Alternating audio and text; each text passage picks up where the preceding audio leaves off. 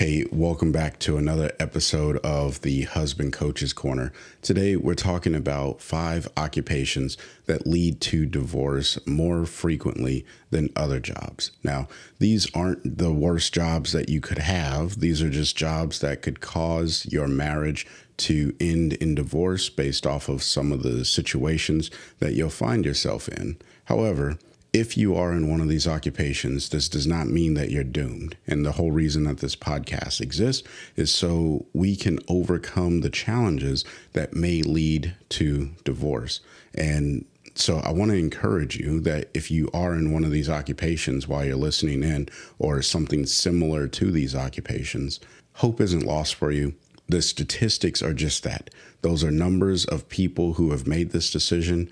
And my hope is that you're not looking to make the decision of divorce, but instead you're looking to build your marriage and to enrich it. So that is that. I do have to give a fair warning and disclaimer. This is from Forbes, all right? However reputable you believe Forbes to be, I think it is fairly reputable. But it's also confirmed through a few other articles that I found on the website or on the internet. So if you are listening to this on any platform, there should be some show notes or descriptions. I'm going to link up to all of the information that I found so you can read it for yourself and, just become more aware and educated on the things that we're discussing today. Here's my final disclaimer before we get into the content. I know I got a whole lot up front. I am not trying to scare anyone. Again, I'm not trying to scare anyone. I'm just sharing the data and an article and hopefully giving some hope to the things that you can do to overcome the situation if you find yourself in this particular boat. All of that out of the way. If you got questions, you can always send me an email at husbandcoach2020@gmail.com. It's also in the show notes or description. Let's go ahead and jump down to the very first industry, which is gaming manager. Now, I'm going to read the definition of a gaming manager, and then you can decide if this is something you're doing or not. Gaming managers and supervisors direct and oversee gaming operations and staff. They circulate among the tables and slot machines to make sure everything runs smoothly. They explain house rules, ensure payouts are correct, and call security staff when needed. So these are your people that are working in casinos, and they're supervising the game workers, which are the people who are tending the slot machines, as well as taking care of the tables and, bringing all of whatever happens. I don't know because I don't go to casinos. But I think with this particular occupation, it's pretty clear straight on that this is an environment with some challenges already. And this isn't me shaming anyone who gambles, right? However, gambling has frequently caused issues. When we talk about finances, like there are so many husbands that I've coached where they talk about they had a gambling addiction and that caused a lot of stress on their marriage. So now you're on the other end of that where you're facilitating this opportunity, and that can get stressful. Here's the reasons why this particular occupation leads to divorce based off of some research. One, it's shift work and odd hours, which leads to less connection with your wife. I think that that's straightforward. You don't really need a coach to help understand that if you're not spending time with your wife because she has her work hours and you have yours, and if those work hours don't overlap in some way where you can connect with her, well, guess what? She's going to feel emotionally disconnected. You're probably going to be emotionally disconnected as well. And that causes some issues, right? Shift work and odd hours, that's a no-brainer in my book. Our occupations should complement our marriage by supporting the overall marriage. But as soon as we start to take away time from spending with our family, with our wives, then you probably should start to rethink your occupation. All right. The other reason is close interaction with alcohol. Now, again, this is not me shaming anyone who drinks alcohol, because alcohol itself is not terrible. However, alcohol is another leading cause to stress and friction in marriage, especially when it's abused. In this situation, because you have that close interaction with alcohol, the idea is you are around people who are more irrational, and they're having a good time and partying up. So then that makes you, either consciously or subconsciously feel like you should have a good time and party up. And then when you think about it, you're like, well, I'm married. And, there's a ton of things that could play into this. So I could come up with scenario after scenario, but the big takeaway on the alcohol aspect is, because you're around people consuming alcohol, you want to probably, or there's the potential, I'll put it like that. There is the potential that you would want to mimic their behavior and dive into their opportunities as well. So just keep that in mind. But when you're around alcohol, it does tend to do that. Then there's also interaction with odd and compulsive behavior of the gamblers. Now, this probably should have been at the top, but I wanted to get through the two that are probably fairly obvious. Impulsive behavior. So there's the law of the circle or the herd or whatever. And, I don't even know where this law comes from. Here's the deal, because it's a true thing. The people you are closest to, those are the people that you start to mimic and become, and they have an influence on your life. If you are around gamblers, and these don't have to be like the same people all the time, right? When I go to the gym, I'm around people that are motivated and inspired to lift and get fit. So guess what? I start to embody that exact same behavior. And part of a good gym community is knowing that you have people there that are going to support you. Now, there's the regulars, and then there's the people that are out of town, or they're just coming to visit, whatever it may be. But when you're in the gym, it's a reinforcement of a positive behavior. When you're at a casino, I don't think gambling is a positive behavior, because it's a impulsive response to I want more. And when you start wanting more, and there's a healthy drive to ambition and growth and things of that sort, where you're like, I want more. But gambling, in my knowledge and experience, it usually always leads to you losing more than you've ever earned. All right. In this case, you could be on the brink of losing your marriage, all because of the behavior you constantly expose yourself to.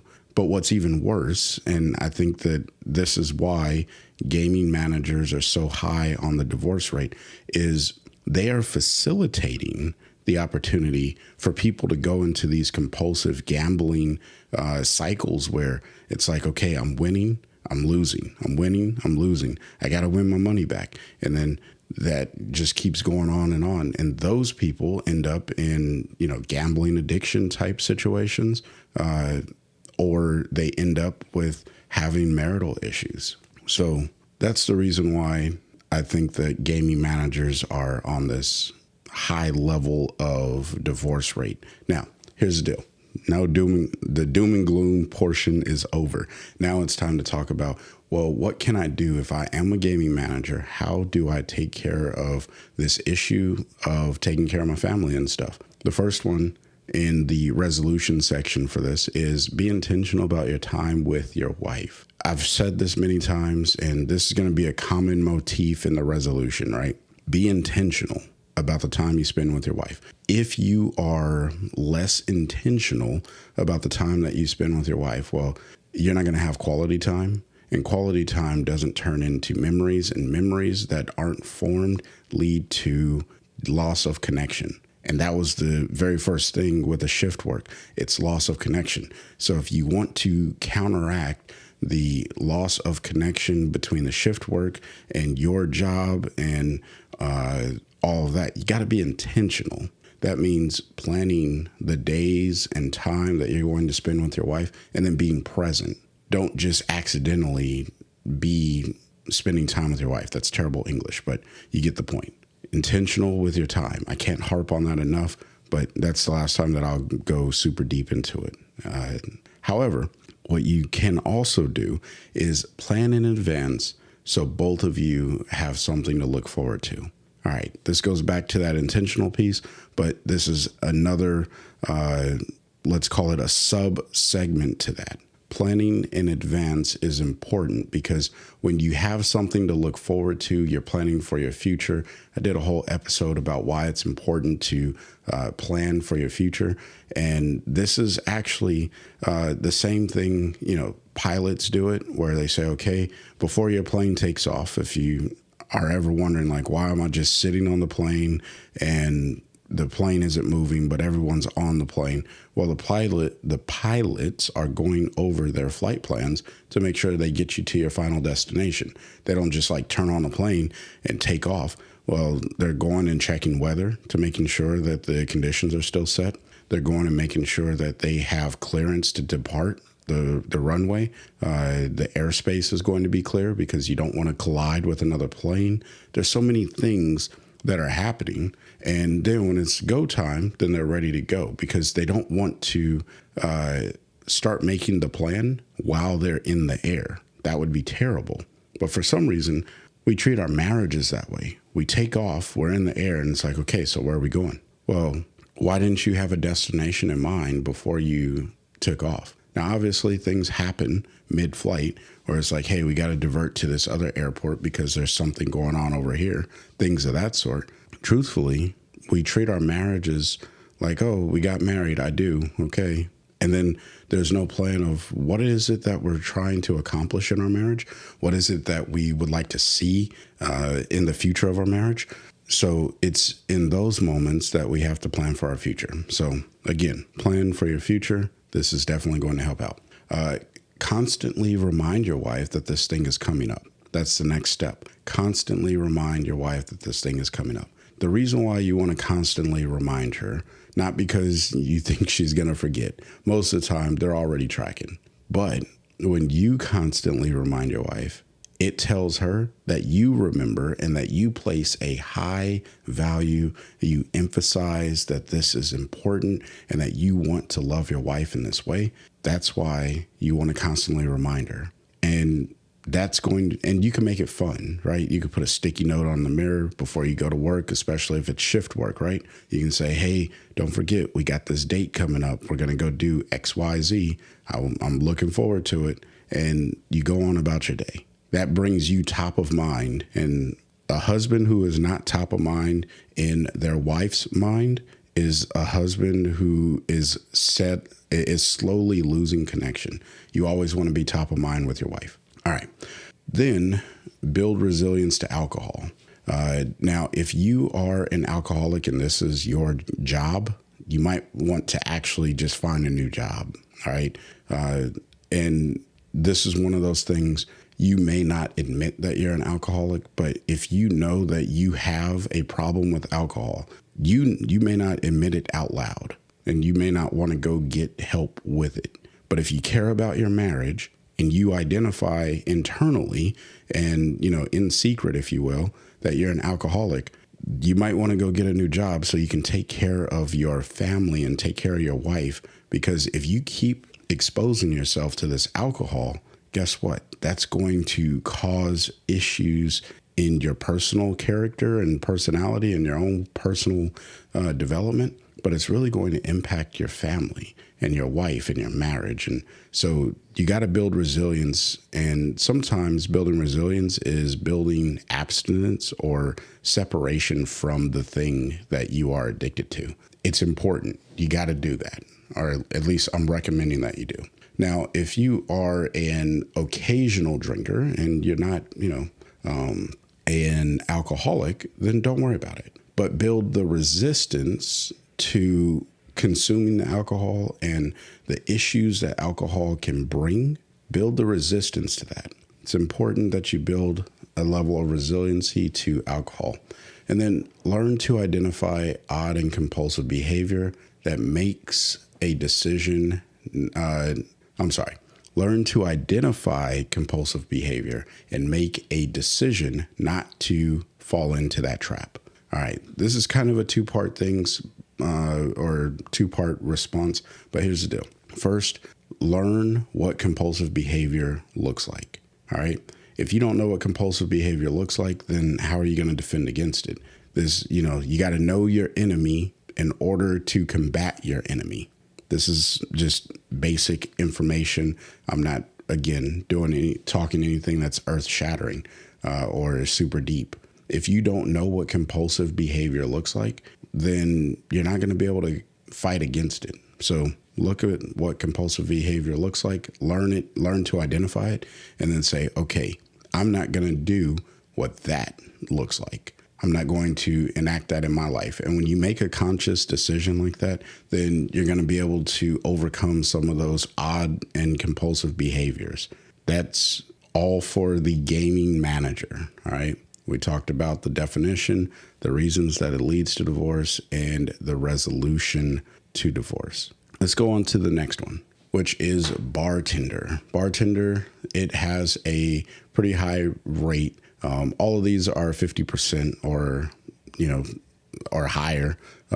But I don't think I really need to read the definition of bartender.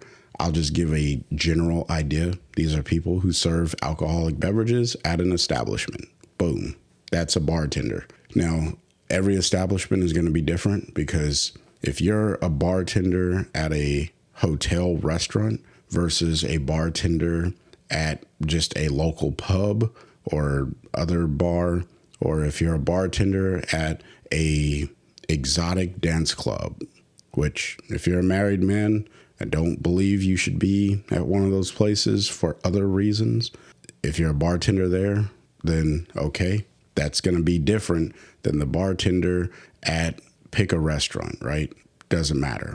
The point here is bartenders, they have an inconsistent schedule. This is what leads them to their issue. Now, obviously, the bartender at a restaurant probably has a more stable schedule than the bartender working a local pub or, local bar, hole in the wall bar, where they usually can't leave until the last customer is leaving,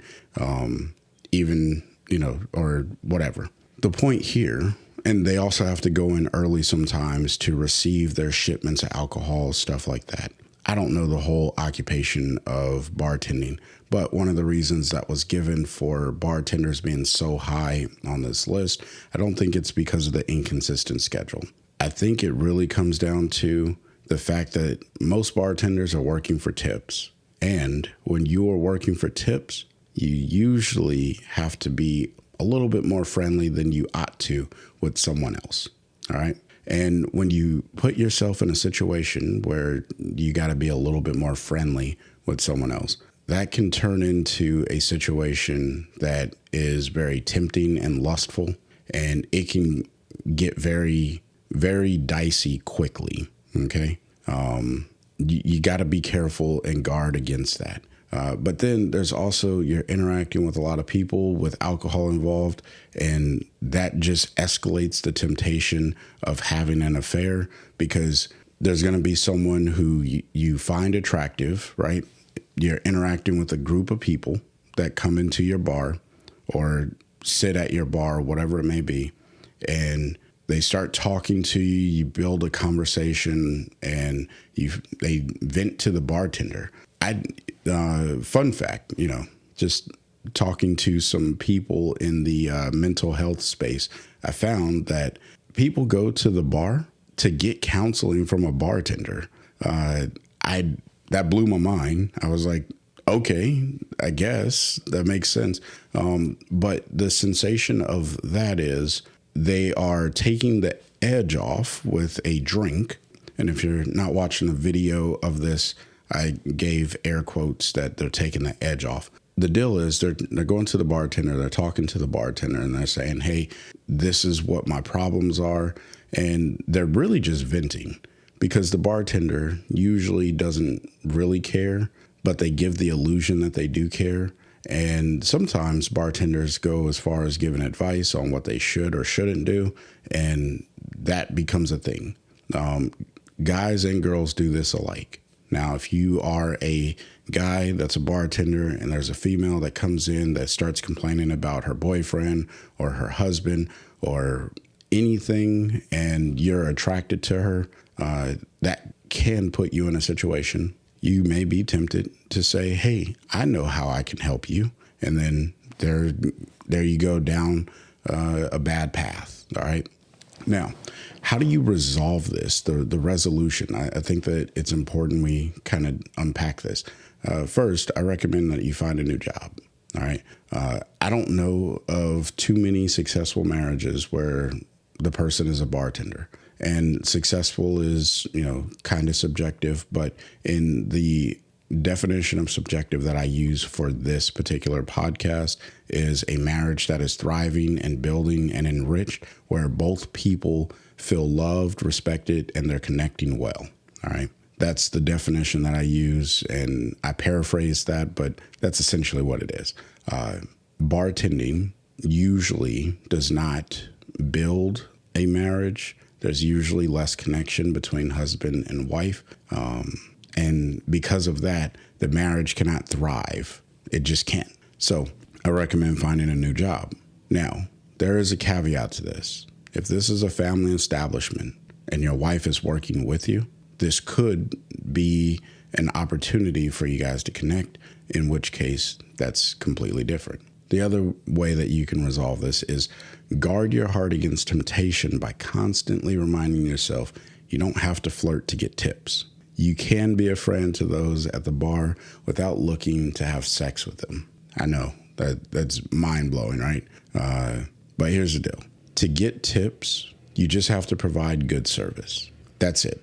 Provide good service. And providing good service really just looks like, hey, you can have a casual conversation, all right? I'm not saying that you can't talk to your customers, and I think that you should talk to your customers. However, a casual conversation is not one of those things that turns into a flirting type of conversation. And that's when things can get a little dicey. So just keep that in mind. I'm not going to go into that. I think that's pretty self-explanatory, and you understand that. The last resolution that I would offer up for bartender: when you are home, make the most of your time together. This goes back to that whole being intentional that I provided to the individuals that are gaming managers. This is a motif. Again, you want to be intentional. You want to be present. You want to be with your wife. Plan time with your wife. So before we move a little bit further, I'd like to say, if you're getting any value out of this particular content, then interact with this podcast by liking, rating, sharing, subscribing, whatever the platform you're listening on allows you to do. It just helps get this podcast into the ears of others who may be beneficial. Now, the best way to get this podcast into the ears of someone that is beneficial is to share it. So if you know someone that would benefit from hearing this information, then consider sharing it. So the next occupation is flight attendant. Now, flight attendants, I think we all know what they are. These are the people that are helping serve the guests and taking care of the plane while in flight, and even sometimes once it's on ground and lands. However, this career field, it's mostly made up of females. There are some men that are flight attendants, and that's perfectly fine. All right. However, here's where the very first issue comes in, right? I just said it's mostly made up of women. Well, if you are a male flight attendant and you're spending all this time with your colleagues in foreign countries sometimes, or all over the country, the United States, or wherever you are, that can lead, and you're also going to hotels and staying the night there, close proximity of working with a team and you're always out and about, leads to this opportunity for an affair to occur, or other things, right? So this is one of the reasons why flight attendant is up so high on the divorce rate. And really, I think that this is triggering for women. But just remember that if you are a man and you're put in a situation like this, it's going to be a little tempting to do some things that you ought not be doing. Some other reasons that this leads to divorce is you're spending a lot of time away from your family. And there's other jobs where you're spending time away from your family. This job in particular, it is designed to take you away from your family. And this is also the reason why I think flight attendants are usually single, because they do spend a lot of time away and they need to be independent and able to travel and go do what they need to do. So just keep that in mind if you are a flight attendant, and you probably already know this, but if you're looking to get into that occupation, but you're also getting married, or you're already in the occupation and you're looking to get married, this may be your wake-up call to go find a new job. Just being honest.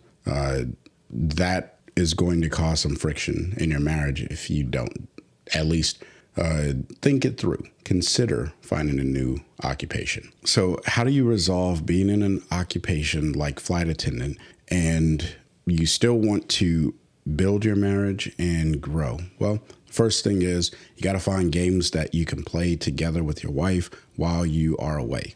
And I'm not talking just like mobile games. I'm talking maybe a scavenger hunt as well. Something that keeps you and your wife connected and engaged while you are on your travel. When my kid was young, we used to do this thing called Flat Stanley. And, you know, I'm in the military. I travel. It's a thing I do. And that is a part of my career and my job. I don't travel as much as I used to back in my earlier years. But I used to take a little Lego figure for my kids, or my kids' Lego figure. And everywhere I went, I would take a photo with that Lego figure somewhere just to give them kind of like a postcard. And I would text it back to my wife with a little note, nothing like super heartfelt or deep. It would just be like, sometimes it would be a knock-knock joke or something silly, right? But that was all building on my wife's and I relationship. But it was also helping our children with the fact that, hey, your dad's not physically here, but he's still thinking about us. Look, here's where your Lego figure is. And, you know, I used to do that all the time. That could be something that's beneficial for you and your family, especially with flight attendant. I feel like there's so many opportunities available there to do something like that. The other one is build anticipation for your return with some type of event, either a romantic or just a simple activity together. Romantic, picnic, candlelit, at the park, you get it. Simple activity, mini golf, go-karting, something like that. Again, this goes back to being intentional and planning out your time. So I'm not going to harp on this because you want to build that anticipation. And the way that you do it is by constantly reminding your wife, hey, I'm coming home and we're going to go do this. Now, one of the other ways that you can, you know, kind of overcome this issue of flight attendant is, if it's possible, take your wife with you on the trips, or at least some of them, right? If you can travel with your wife, especially if you don't have kids or you have kids that are no longer in the house, whatever it may be, or if you can get a babysitter or a family member, a friend, whatever, and you guys can go on a trip together, that could be beneficial. So there is an opportunity there, right, that may not be afforded to others. And I would say that if you are a person who's traveling often, because that's the spirit of the flight attendant, someone who's traveling often, if you can take your wife with you on those trips, then that's going to be beneficial as well. Same thing would help out there. The other one, find ways to remind your wife that you are always thinking about her while you are on the trip. When you find ways to remind your wife that you're thinking about her, again, this is going back to that whole Flat Stanley or me taking the Lego. I'm sending it to my wife, and my wife is getting this and she sees it. Yes, it's for the kids, but it's also coming to her. And we usually dialogue a little bit before that, either through text or over the phone, whatever it may be. And then she shares it with the kids. That was us building our relationship while I was gone. That really does matter. All right. When you are home, make the most of your time together. Again, I'm not going to dive into that. So the next occupation, I should say, is gaming service workers. Now, these are the people that are manning the casino tables or at the racetracks. They're the ones taking the tickets or the bids or however all that works. I don't know. I've never been to a racetrack. So I'm just going based off of what I read about this particular occupation. But I'm not going to dive too deep into this because at least the reasons why this causes divorce, because it's similar to the gaming manager. Instead, what I'm going to do with this one is just go straight into the resolution, because I think that that's where the real value is in this particular episode, is not identifying the problem, but identifying solutions to the problem. So the first solution here is, again, be intentional about your time with your wife. That's self-explanatory. Plan things in advance so both of you have something to look forward to. Again, I've already talked on that. Constantly remind your wife that the thing is coming up.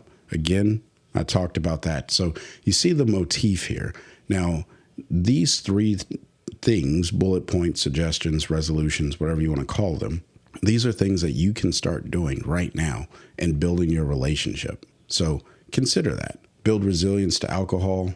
Again, you're in an environment where alcohol is prevalent. You got to build your resistance to it, because if you don't build your resistance to it, then you're going to run into these issues that alcoholism can cause. All right. It's important. And then again, that whole learning to identify odd and compulsive behavior and then make a conscious decision not to act out that behavior. You have to make a conscious decision on this, because if you don't, you're going to end up making the behavior, and then that's going to cause the issue, and it's going to just end bad. So the last occupation is rolling machine setters. A rolling machine setter, I didn't know what this was, so I'm just going to read the definition. Rolling machine setters set up, operate in 10 machines to roll metal and plastic, forming bins, beads, kernels, rolls, or plate. They also flatten, temper, or reduce gauge of material. All right. So these are people that are making beads and plates and rolls of plastic and all kinds of stuff, usually inside of a factory. The only reason that this leads to divorce is shift work and odd hours, which lead to that lack of connection with your wife. I believe, without knowing more of the dynamic of what causes these rolling machine setters to fall into this category of divorce at a rate of 50%, which this just blows my mind, without doing deeper research. The resolution to this is all of the above of what I already mentioned. Be intentional about the time that you spend with your wife. Plan things in advance and remind her of her constantly. Use or leave short notes for your wife to find throughout the day, because if you're working on a shift, then that means you can drop those notes around the house before you go to work. And then when you're at work, your wife is finding these notes, top of mind, again, building the relationship. Anyone can do this, even if you're not on shift work, right? I have office hours that I need to be in the office, but I really work by the task. I'm a program manager and supervisor of policy. So my job is really making sure that these policies are written. I work as many hours as I need to execute the task. But what I can do is just leave notes around the house for my wife to find. And when she finds them, she's going to be excited because I become top of mind and I still come home. For the lack of better terms, I have a 9 to 5, but it's really not that. It's something different. Anyway. And then the last one is use apps like WhatsApp to leave each other voice messages. And I got this one because I have my wife and her friend, they send a WhatsApp message to each other every single day without fail. It's actually quite impressive. They've been doing this for years. And I don't really use WhatsApp, but this could be something that's beneficial for your relationship and for your marriage. So that's why I'm offering it as an opportunity / suggestion. But essentially, all you do is you send your wife a voice message, and then on your next break, you can check it or send her another voice message, whatever the case may be. Again, top of mind communication, all of that good stuff. It just works out and it is for the better. So those are the top 5 divorce rate occupations. And hopefully you found some value in this. Here's the deal. What I want you to do is just go and review the article for yourself. Take into consideration if it applies to you. And if it does, then hopefully the action items, the resolutions that I was providing, those made sense and that you can start to apply those in your own marriage. It's nothing that's overly complicated. It's just stuff that you have to commit to and do. But just being informed of what actually leads to divorce is important. And that's the reason why I wanted to offer this up to you as the listener. And I do hope that this works out for you. With that, until next time, I want you guys to find a way to love your wife every day.